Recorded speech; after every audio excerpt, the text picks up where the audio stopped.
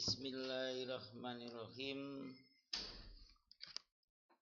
Assalamualaikum warahmatullahi wabarakatuh.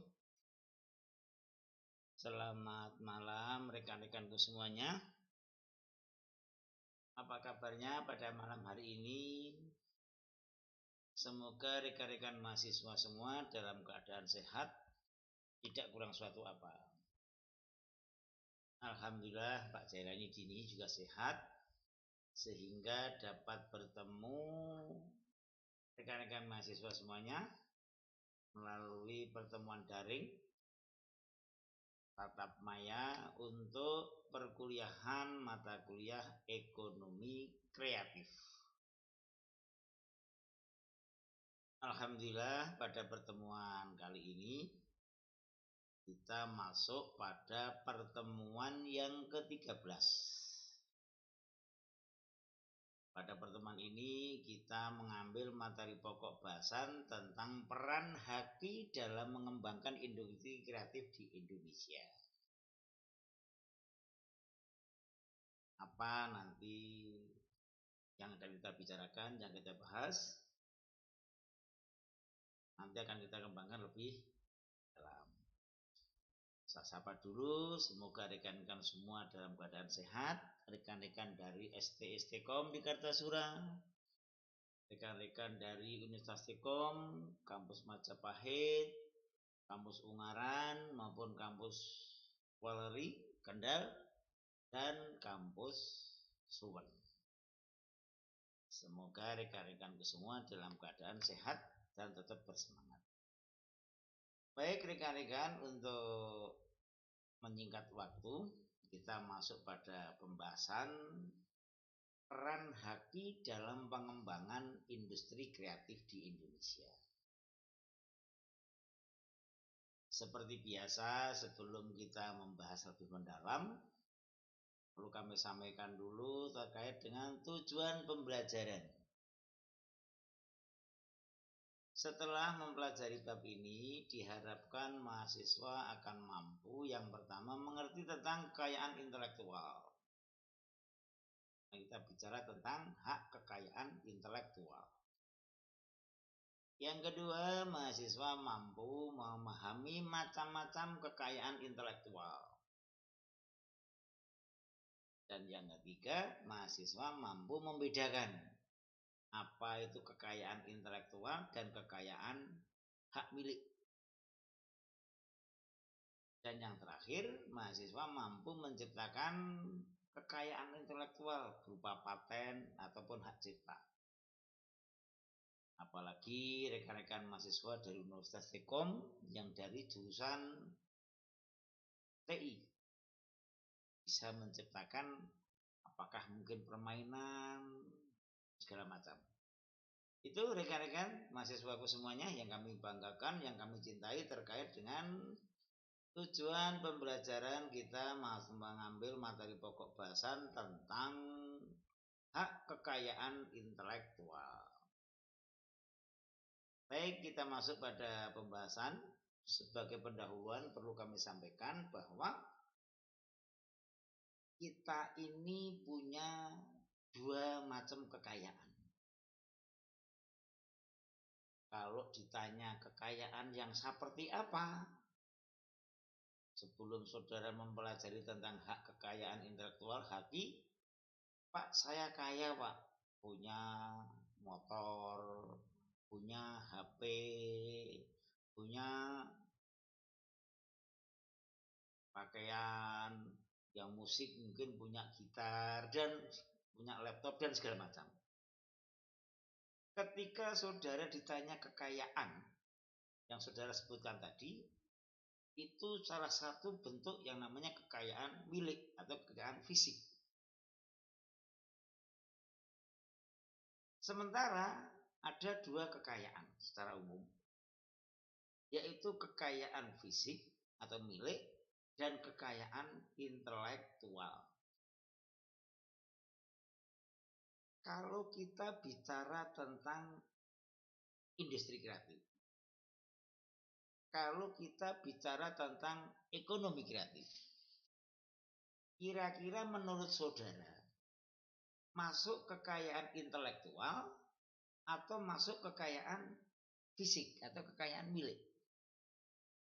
Apa kira-kira? Yuk. Kita punya saudara punya ide membuat permainan interaktif, di mana permainan interaktif itu meskipun modelnya adalah kartun, tapi kartun-kartun yang mendidik dengan nilai-nilai kepahlawanan misalnya, atau nilai-nilai para pendahulu-pendahulu kita. Nah, ketika ide gagasan menjadi industri kreatif, itu kira-kira masuk kekayaan fisik atau milik atau kekayaan intelektual? Nanti bisa diskusikan nggih dengan teman-teman yang nggih. Nah, pada pendahuluan ini saya ingin menyampaikan bahwa kekayaan intelektual itu adalah berupa gagasan, tetapi dalam bentuk hubungan dengan orang lain. Kalau Thomas ini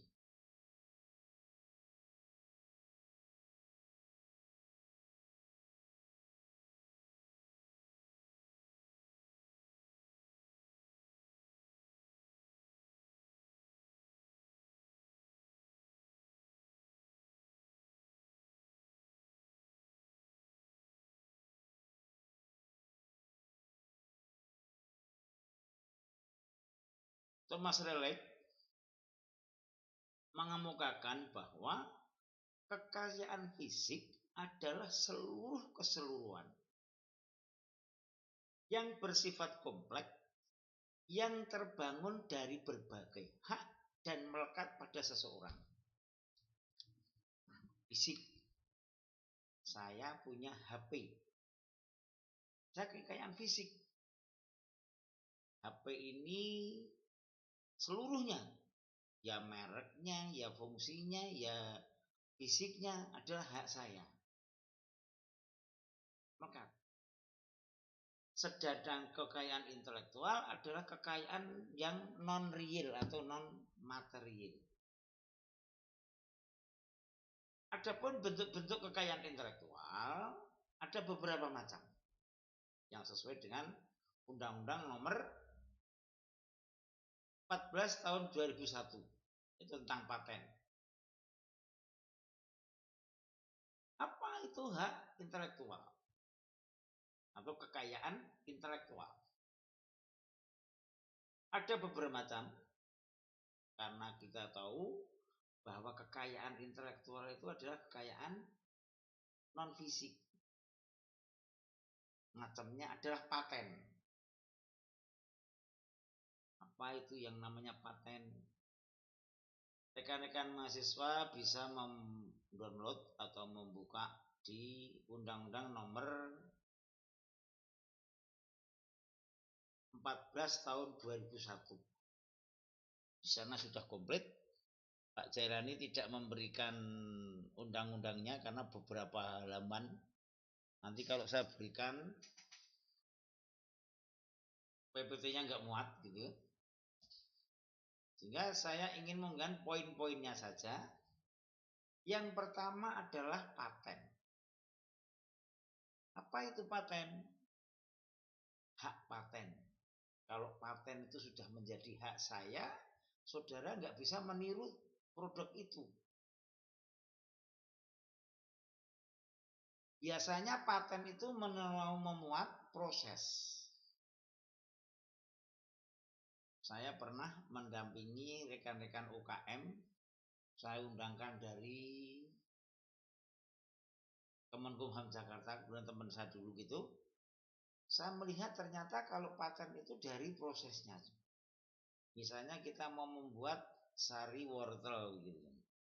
Nah, bagaimana wortel itu dari tanah, dari dicabuti dari tanah, kemudian proses sampai jadi produk sari wortel. prosesnya ini dirunut sedemikian rupa, dilegalisir oleh Kemenkumham sehingga menjadi hak paten. Kalau hak cipta, yang menciptakan sesuatu orang. Misalnya sendera tari, bentuk tari apa? Misalnya hak cipta tentang lagu-lagu. Nah, ini di Indonesia ini hak cipta tentang lagu-lagu ini masih sangat lemah. Di mana pencipta seniman-seniman lagu-lagu itu harusnya ketika sudah punya hak ciptanya, orang lain menyanyikan atau membawakan lagu tersebut harusnya membayar royalti. Itu hak cipta. Ada lagi merek. Kalau suatu produk sudah diciptakan atau sudah didaftarkan mereknya terhadap orang tertentu, kita nggak bisa meniru-niru. Kita nggak bisa mau gunakan untuk yang lain. Desain di industri, jelas. Gimana kita membuat desain suatu industri. Kalau desainnya begini, hak milik seseorang, yaitu menjadi hak seseorang. Dan itu dilindungi oleh hukum. Kemudian rahasia dagang, jelas. Kalau kita mau memperdagangkan dengan suatu produk, bagaimana kerahasiaan produk itu menjadi hak dari pemilik itu. Dan desain tata letak sirkuit terpadu. Rekan-rekanku mahasiswa yang saya hormati, yang kami banggakan, Anda bisa melihat dari yang masuk kekayaan intelektual 1, 2, 3, 4, 5, 6 ini dalam konteks industri kreatif seperti apa? Yuk. Apa kira-kira? Penting? Kurang penting? Atau penting sekali? Mestinya penting sekali. Ketika seseorang menciptakan suatu gagasan, menciptakan suatu ide, menjadi suatu produk, karena ide itu tidak mudah, gagasan tidak sederhana, kok kemudian tahu-tahu dibuat ditiru oleh orang lain, kan kasihan sekali. Misalnya ide tentang model pakaian, atau ide tentang suatu lagu, atau ide tentang lukisan-lukisan tertentu. Nah, ide dan gagas ini perlu dilindungi oleh negara. Makanya untuk Haki ini saya bicara industri kreatif di Indonesia, tidak industri kreatif secara menyeluruh, khusus yang ada di Indonesia, karena kita bicara tentang hak kekayaan intelektual. Undang-undangnya jelas, yaitu Undang-Undang Nomor 14 tahun 2001 yang melindungi para pelaku industri kreatif. Itu rekan-rekanku terkait dengan kekayaan intelektual. Dan harapan saya rekan-rekan memahami semuanya, paham? Oh, kekayaan intelektual itu seperti itu. Kita gambarkan, kita komparasikan dengan industri kreatif, dengan usaha ekonomi kreatif, bahwa ekonomi kreatif selalu berkembang, selalu tumbuh terus dan dinamis. Nah, kalau tidak dilindungi oleh perangkat hukum yang melindungi hak cipta tersebut, yang melindungi tentang ide-ide gagasan kreatif tersebut, yang lainnya akan pasif. Yang menciptakan juga akan mutung, putus asa. Saya membuat ide, saya membuat gagasan, tahu-tahu nanti ditiru atau dipalsu oleh orang lain. Itu rekan-rekanku terkait dengan kekayaan intelektual. Sebelum kami lanjutkan, silahkan kalau ada yang ditanyakan, monggo. Yuk. Silakan.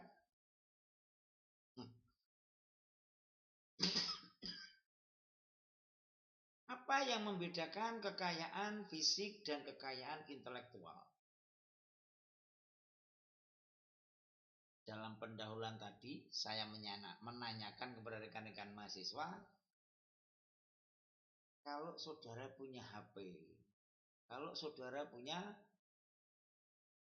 laptop, saudara punya jam tangan, saudara punya kendaraan, itu masuk kekayaan fisik atau kekayaan milik atau kekayaan intelektual? Apa kira-kira? Kekayaan fisik. Di mana kekayaan fisik yang termasukkan fisik adalah kekayaan hak untuk memiliki. Saudara punya HP, saudara punya hak untuk memiliki. Ada hak milik. Yang ketiga, hak untuk menggunakan. Kita menggunakan kendaraan, kita menggunakan laptop, hak untuk menggunakan. Ini kekayaan fisik. Hak untuk menghancurkan. Jika sesuatu barang, produk yang sudah tidak digunakan, kita punya hak untuk menghancurkan. Hak fisik kan hancur. Kemudian hak untuk menjual. Kita hak memiliki, kita hak milik, hak menggunakan, juga hak untuk menjual. Yang keenam adalah hak untuk meminjamkan. Karena kita punya hak milik, kita punya segala tadi diterjemah di definisi hak fisik keseluruhan kemanfaatan, sehingga kita punya hak untuk meminjamkan. Dan yang ketujuh, hak untuk membuang. Karena kita punya kepemilikan, kita juga punya hak untuk membuang. Nah, rekan-rekanku semuanya, kalau kita melihat dari hak kekayaan fisik dan kekayaan intelektual, pertanyaannya sekarang adalah bagaimana peran dalam industri ataupun usaha ekonomi kreatif. Kira-kira bagaimana? Industri kreatif adalah industri yang bersumber berbasis pada kekayaan intelektual, daya kreasi, optimalisasi dari ide-ide dan gagasan-gagasan.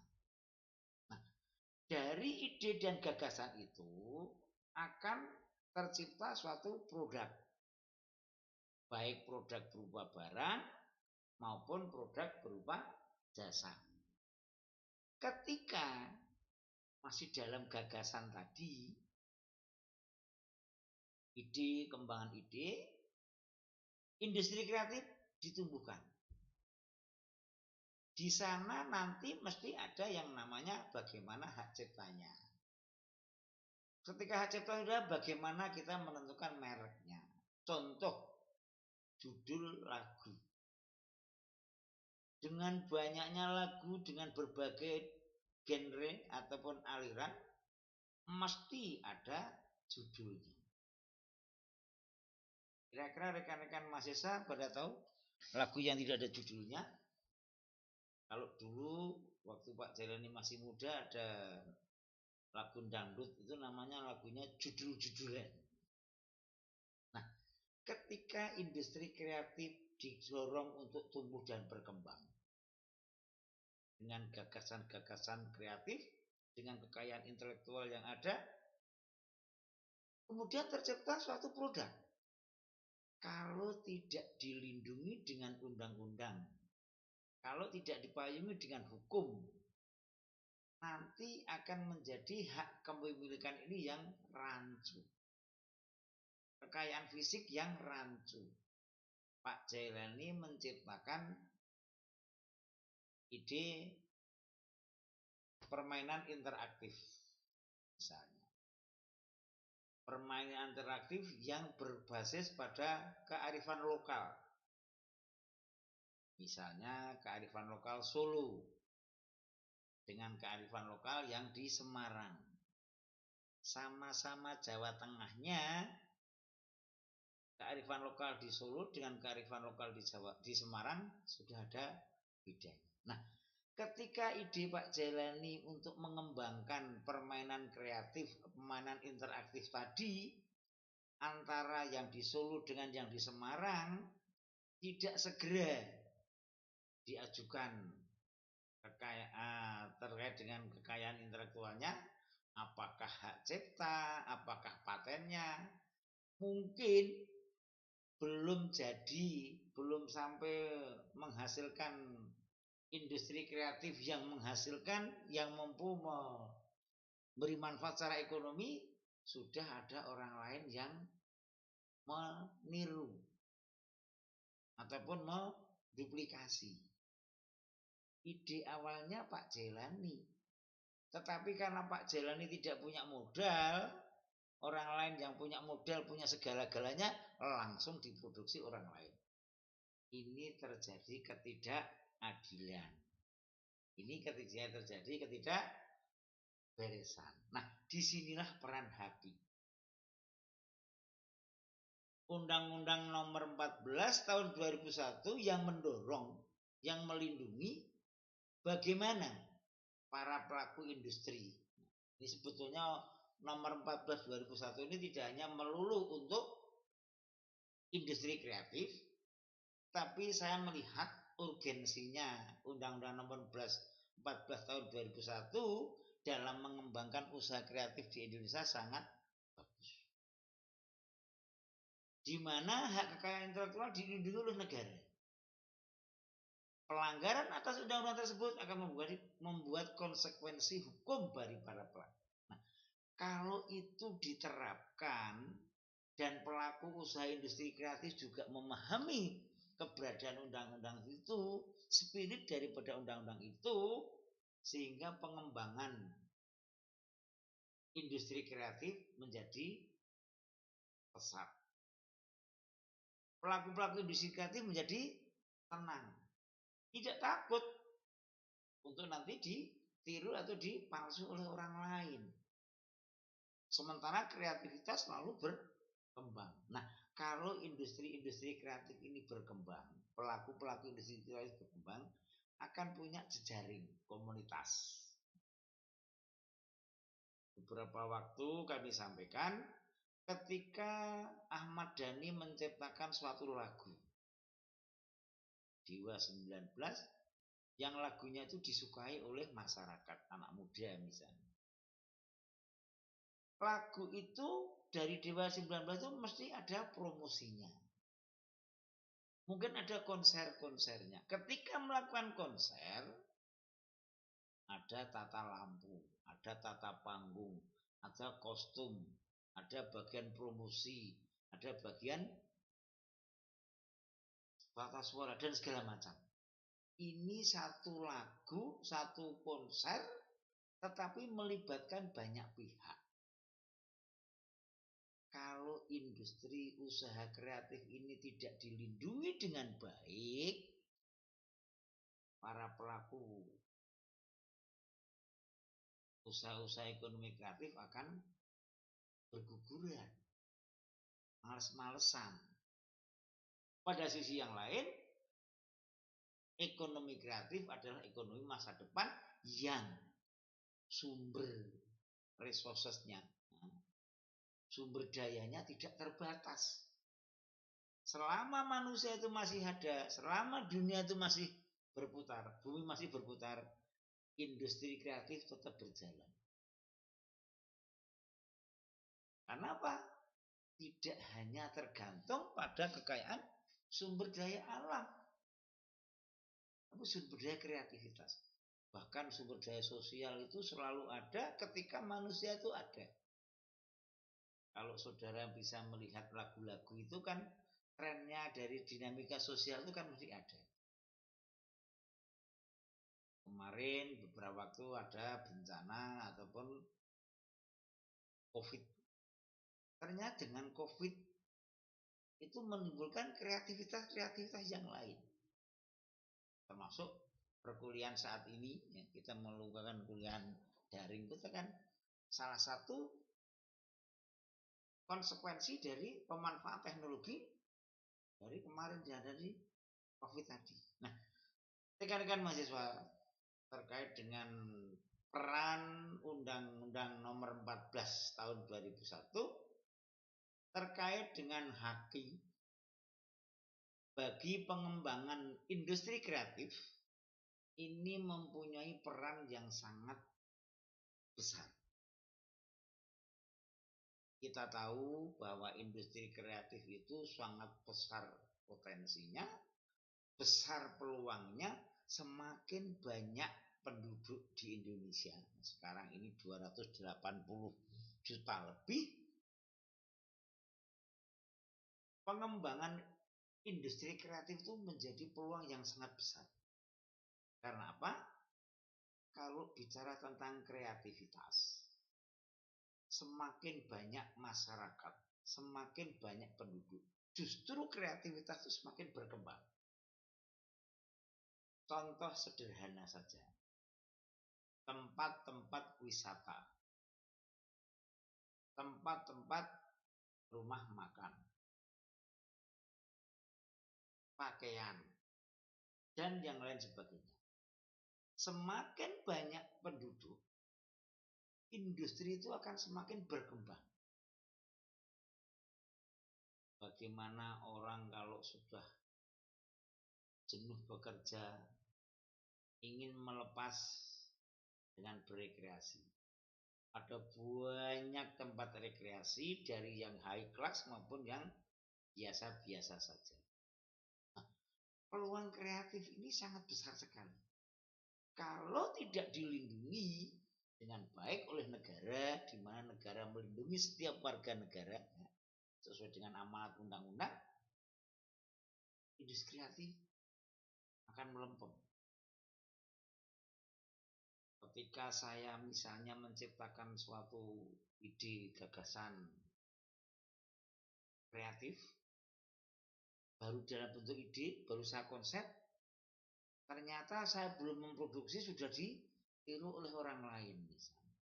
Saya akan menjadi lemah, lesu, tidak bersemangat untuk menciptakan kreativitas.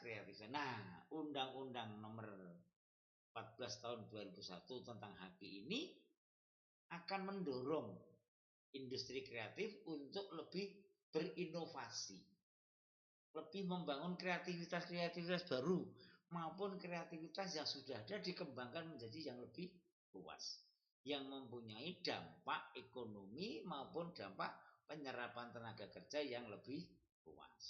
Nah, peran daripada HAKI dalam membangun dan mengembangkan industri kreatif di Indonesia yang pertama adalah menjaga dan melindungi para pelaku industri kreatif.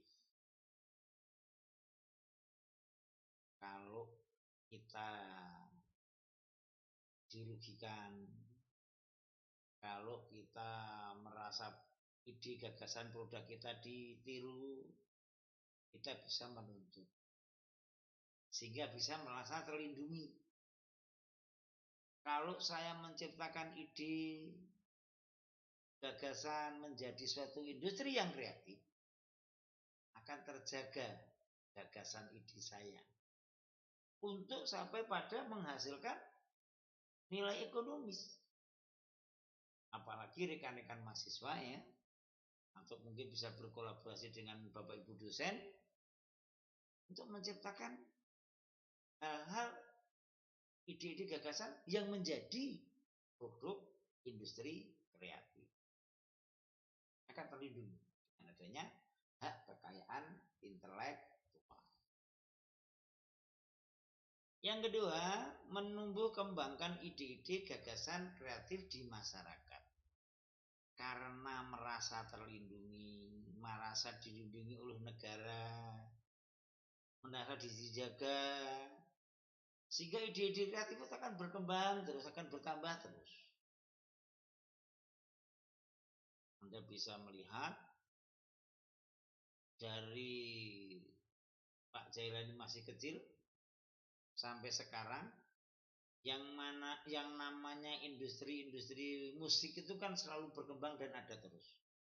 Artinya sesuai dengan zamannya masing-masing, sesuai dengan jalurnya masing-masing. Dan juga kalau saudara melihat terkait dengan selain itu adalah pariwisata tadi, termasuk juga model pakaian, akan selalu tumbuh dan berkembang terus. Nah, ide-ide gagasan-gagasan yang kreatif ini akan selalu berkembang kalau para pelakunya merasa terlindungi. Terlindunginya dengan apa? Dengan haki. Kalau terjadi pelanggaran kita bisa menggugat.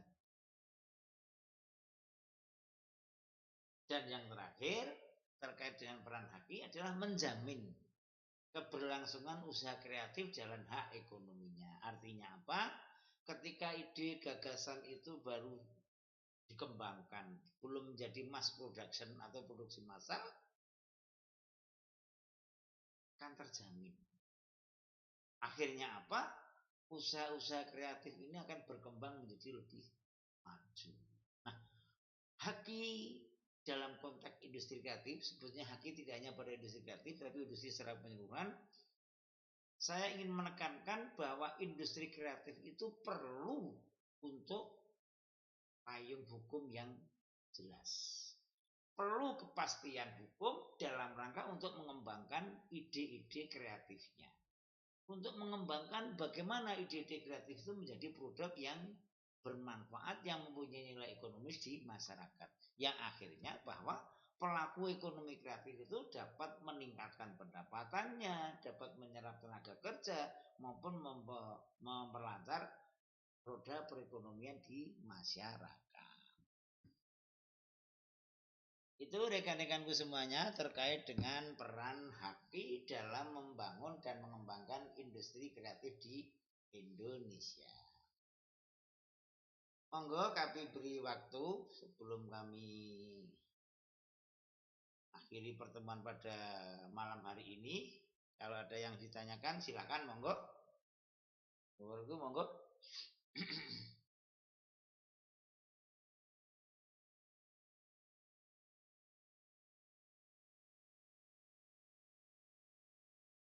Sudah tidak? Kalau tidak, sebagai penutup perlu kami sampaikan bahwa kekayaan intelektual adalah kekayaan yang bersumber dari cipta karya. Di Indonesia ini sangat besar sekali potensinya.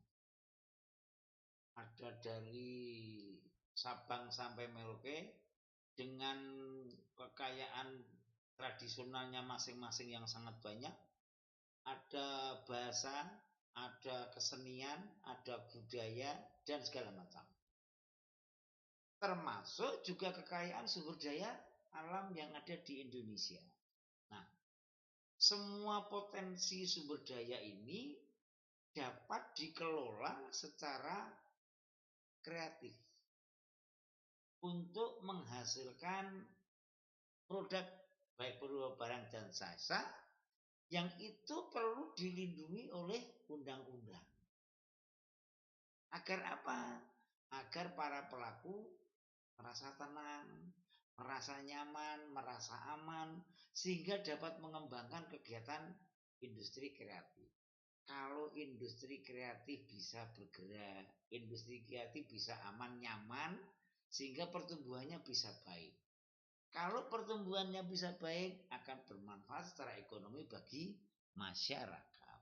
Inilah peran daripada haki Undang-Undang Nomor 14 Tahun 2001 yang menjadi payung hukum yang pasti dalam melindungi pelaku usaha industri kreatif yang ada di Indonesia. Sehingga tidak awur-awuran. Yang menciptakan ide si A, yang memproduksi si C, tapi tidak ada komitmen apa-apa. Yang meskipun yang idenya dari A yang produksi C, mestinya ada komitmen. Kalau semua saling menguntungkan kan semua semakin kuat. Yang mengembangkan ide, gagasan juga semangat mengembangkan ide, yang memproduksi juga semangat memproduksi, sehingga terjadi kolaborasi yang saling menguntungkan. Demikian rekan-rekanku untuk pertemuan pada malam hari ini. Kita masuk pada pertemuan yang ke-13 ya. Besok yang ke-14. Semoga nanti kita bisa lancar semuanya. Mohon maaf kemarin saya sakit. Tidak bisa melakukan perkuliahan meskipun lewat daring. Sebelum kami akhiri, silakan kalau ada yang ditanyakan, monggo. Beri waktu nggih. Rekan-rekan semuanya.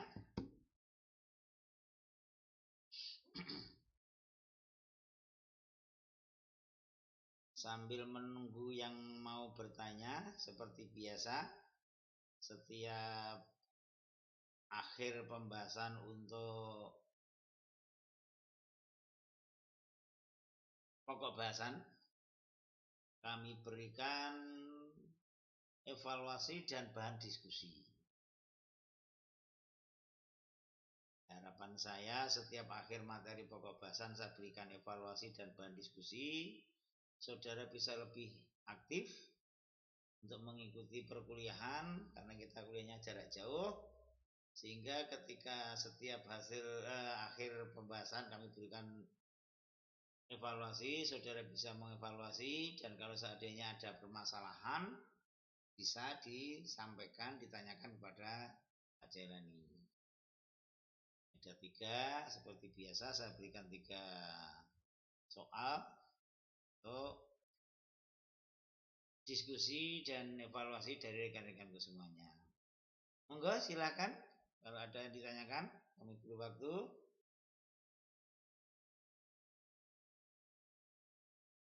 Ada nggih?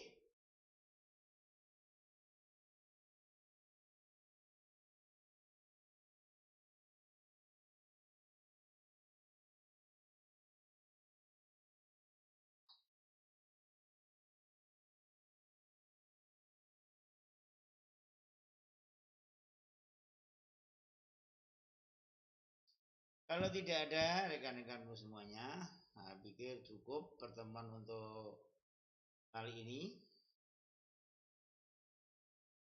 Kami ucapkan banyak terima kasih atas kebersamaan, komitmen dari rekan mahasiswa semuanya. Tidak lupa kami mohon maaf apabila dalam penyampaian banyak kekurangan, banyak kesalahan.